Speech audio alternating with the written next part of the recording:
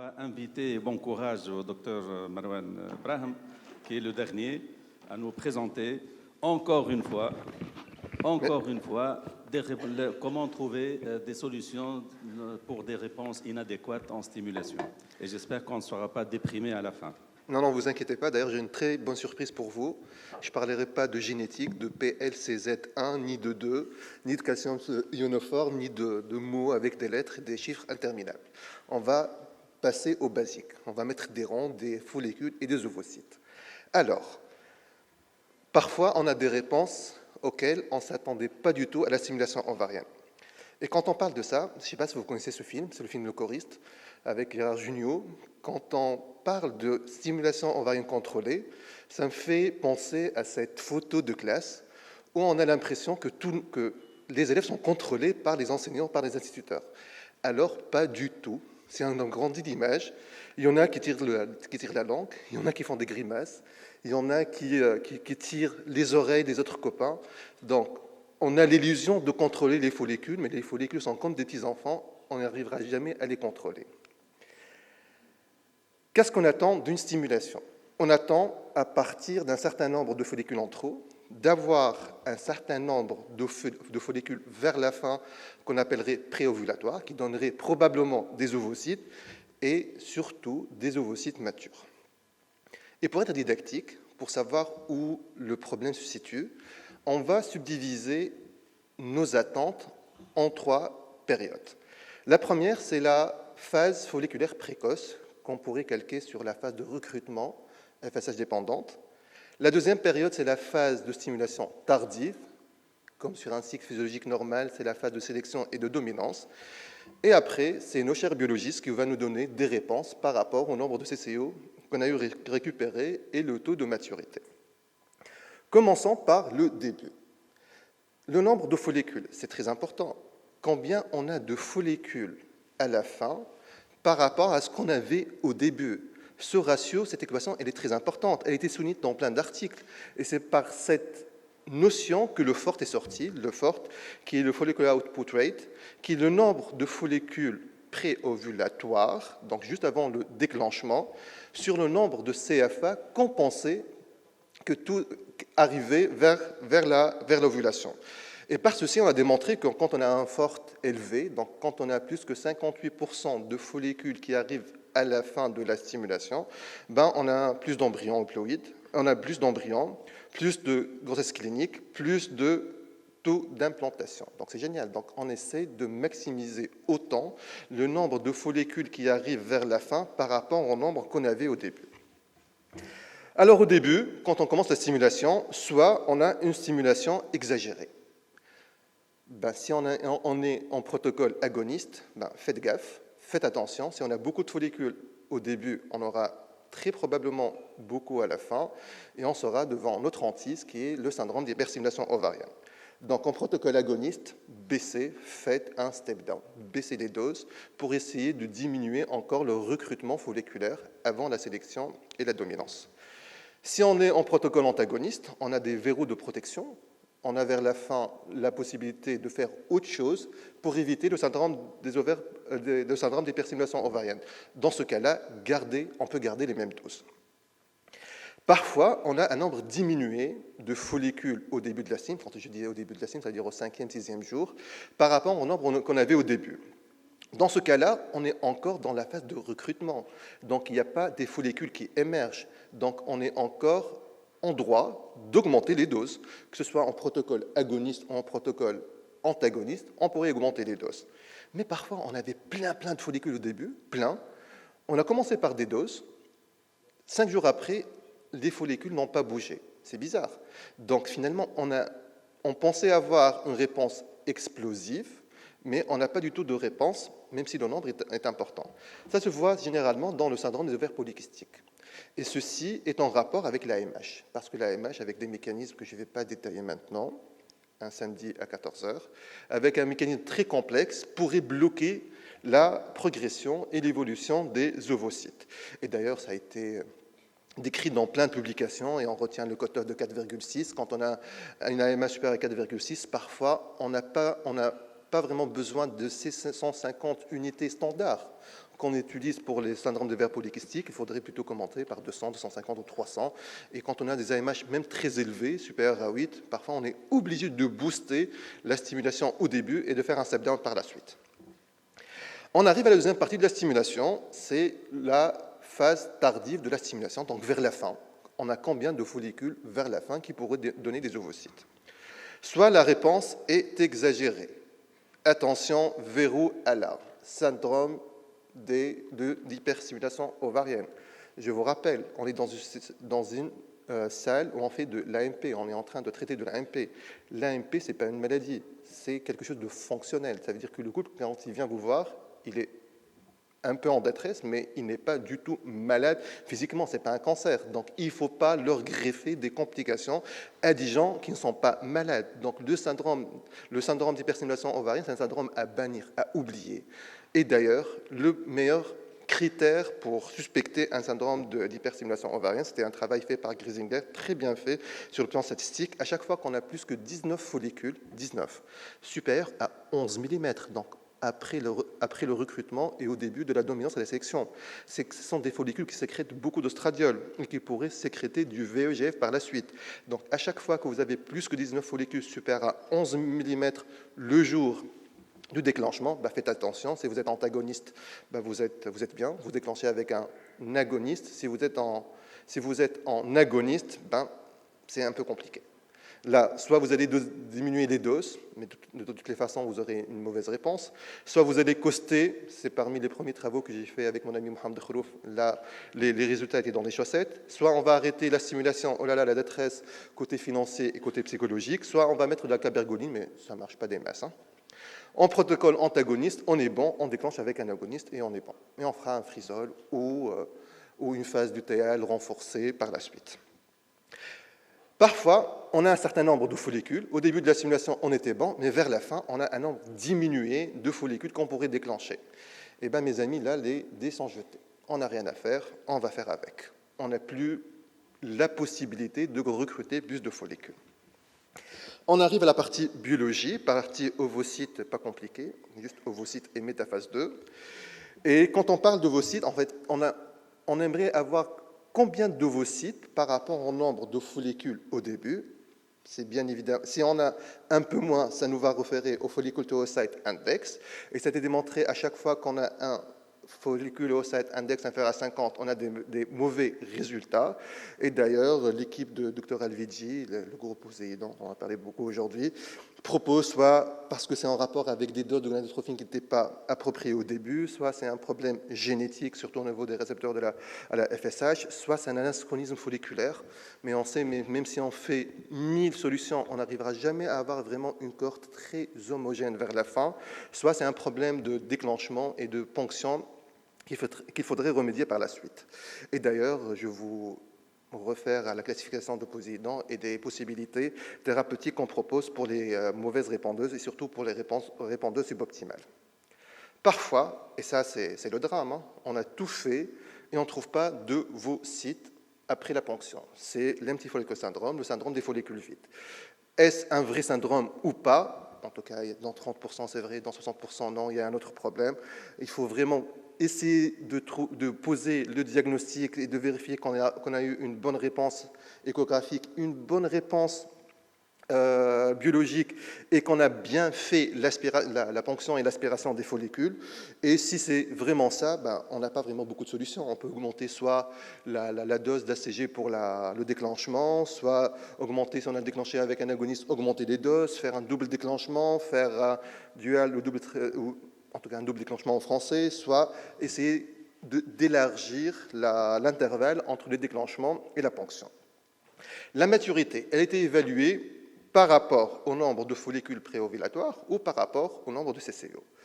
Et quand on parle de maturité, ça a été développé par Dr Loumi, quand on parle de maturité, si on a un problème de maturité, on parle généralement du double déclenchement.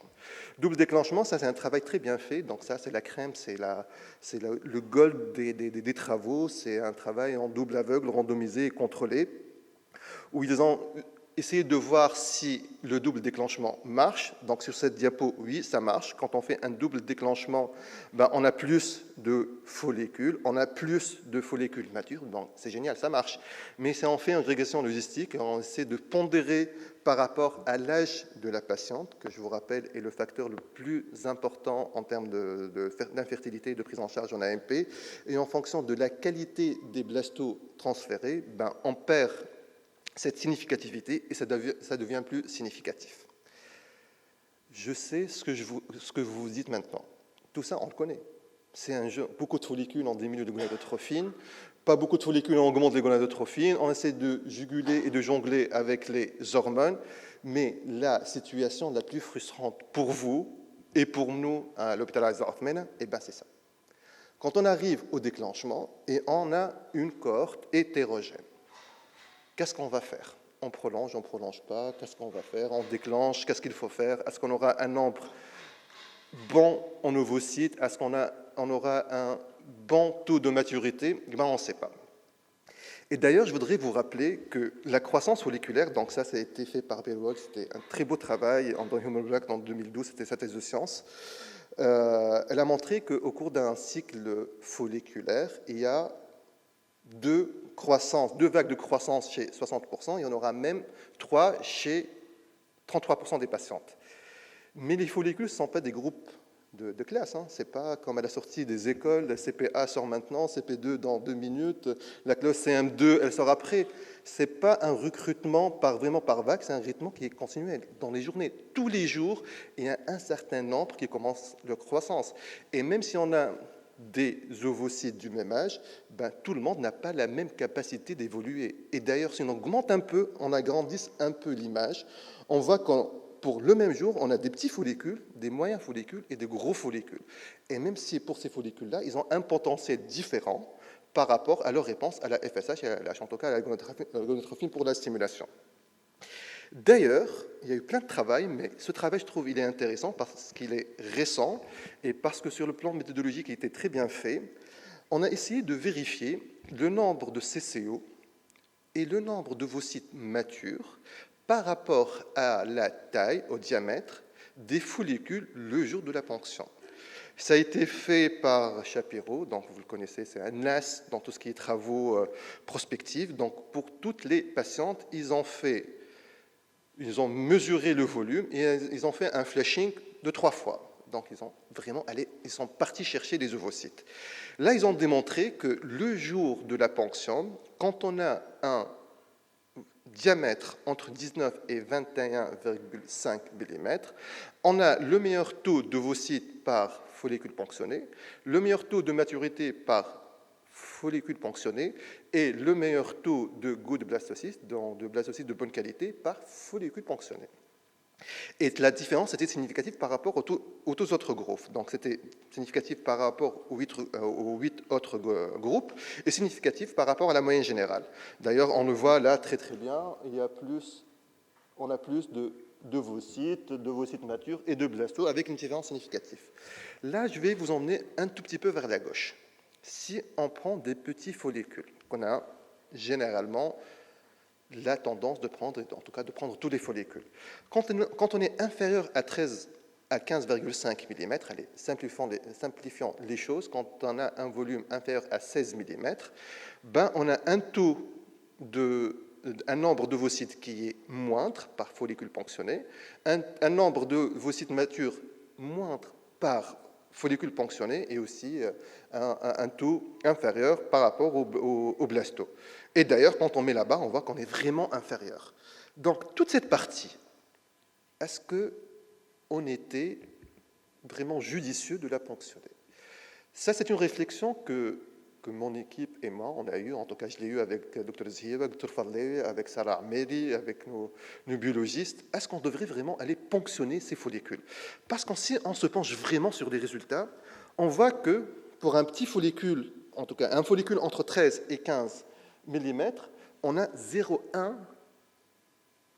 chance, entre 0,1 chance, 0,12 chance d'avoir un blasto de bonne qualité. Et que ça va En tout cas, les résultats sont beaucoup moins bons pour les follicules inférieurs à 13 et les follicules à 10. Donc, pourquoi aller les ponctionner? Si on a le luxe de faire un travail, donc le travail est en cours en tout cas le draft est en cours d'élaboration, et on va le présenter au comité d'éthique local de notre hôpital, on est en train de penser pour les patientes qui sont supposées être mauvaises répondeuses, quand on arrive vers la fin et on a une cohorte hétérogène. Est-ce qu'on ne devrait pas faire ça? Commencer par ponctionner ceux dont le diamètre est supérieur à 16, avec du décapeptyle. Du décapeptyle pour avoir, comme le docteur Ubaldi l'a expliqué tout à l'heure, pour avoir une émission rapide des corps jeunes, pour avoir moins de progestérone, moins de blocage pour une stimulation par la suite, et aussi pour pouvoir faire un monitorage échographique par la suite. Donc, on ponctionne, on prend les CCO, et on restimule. Mais pendant 2, 3, 4 jours. C'est juste pour faire parvenir les autres follicules qui étaient petits à un stade probablement de maturité échographique pour arriver à ce 17-18 mm avant le déclenchement. Donc, deuxième stimulation, les follicules vont augmenter de volume. Là, on va déclencher par de l'ACG, parce qu'on ne peut pas déclencher 2 fois avec de l'agoniste, parce que les granules au niveau de l'hypothalamus seront vides, il n'y aura plus de LH endogène pour utiliser cet artifice. Et du coup, on les ponctionne et on voit. C'est un travail qu'on va essayer de faire. Ça va peut-être diminuer, si on trouve des résultats, même si on ne trouve pas des résultats, ça reste un travail. Ça va peut-être nous diminuer notre frustration par rapport à la situation la plus inattendue et la plus frustrante pour nous, qui est la cohorte inhomogène. Allez, très rapidement, le take-home message. Si on est en début de phase folliculaire, si on a une réponse augmentée, pour le protocole agoniste, diminuer les doses, pour ne pas tomber dans le risque d'une hyperstimulation ovarienne. Pour le protocole antagoniste, gardez les mêmes doses, et si vous êtes dans les critères d'un syndrome d'hyperstimulation ovarienne, déclenchez avec un agoniste. Si on a une réponse diminuée, augmenter les doses, on est encore en phase de recrutement. Faites attention pour le syndrome des ovaires polykystiques avec une AMH élevée, on a une résistance à la FSH due à un contrôle interne par l'AMH, augmenter les doses pour avoir une réponse. Si on a des problèmes en fin de phase folliculaire, donc en phase de simulation, si on a une réponse exagérée avec le protocole agoniste, Sami ou Besmel, mais on n'a pas beaucoup de solutions. Pour le protocole antagoniste, on déclenchera avec un agoniste pour avoir des follicules. Et si la réponse elle est faible, sur ce cycle-là, on va aller ponctionner, mais on n'aura pas une bonne réponse. Après la ponction ovocytaire, on va se baser sur le folliculocyte pick-up. Il y a des solutions qui étaient avancées par plein d'auteurs, qui est basée sur de la physiopathologie très, très, très forte. Quand on a une cohorte hétérogène, on va commencer notre travail, on va faire un déclenchement par un agoniste, un premier prélèvement, deuxième stimulation pendant 2-3 jours pour arriver à une autre maturité échographique, déclencher avec de l'ACG et faire une deuxième ponction. Et d'ailleurs, si on arrive à trouver des différences significatives et un certain apport scientifique, je pense qu'on passera de la prise en charge personnalisée des patientes à une prise en charge personnalisée des follicules. Et je vous remercie. Merci. Merci, Marouane. Est-ce qu'il y a des questions dans la salle? Bon, t'as fait votre... Moi, je vais me permettre une remarque. Si tu as une cohorte hétérogène à la fin, pourquoi ne pas se demander pourquoi tu as une cohorte hétérogène et la corriger en amont? Avant de... Je réponds? Oui. Hein? Merci, Dr Mahmoud, j'attendais cette question. Alors, est-ce que je pourrais vous poser une autre question? Est-ce que ça vous arrive très souvent, en tout cas c'est l'utopie qu'on a avec le pré-traitement et avec le décapeptyle, de trouver ces fameux 7 x 18 mm au niveau de l'ovaire gauche et 7 x 19 follicules au niveau de l'ovaire droit. C'est très très rare. Généralement, il y a au moins entre 2 et 3 différences de millimètres entre les follicules. Il y a certaines patientes qui répondent à ce pré-stimulation et à cette diminution de la FSH précyclique, mais il y en a qui ne répondent pas. Et surtout, les patientes qui sont en hyporépondeuses, on n'arrive pas vraiment à juguler ça avec. Non, tu as répondu à la question, c'est dans les cas des hyporépondeuses, oui, je suis d'accord. Ah, ce travail, c'est pour les hyporépondeuses. Voilà. Ah oui, le travail, c'est pour les hyporépondeuses. Ok, très bien. Ouais. Merci. Alors, est-ce qu'il y a d'autres questions? S'il n'y a pas d'autres questions, je remercie Je vous en- l'assistance. merci. pour-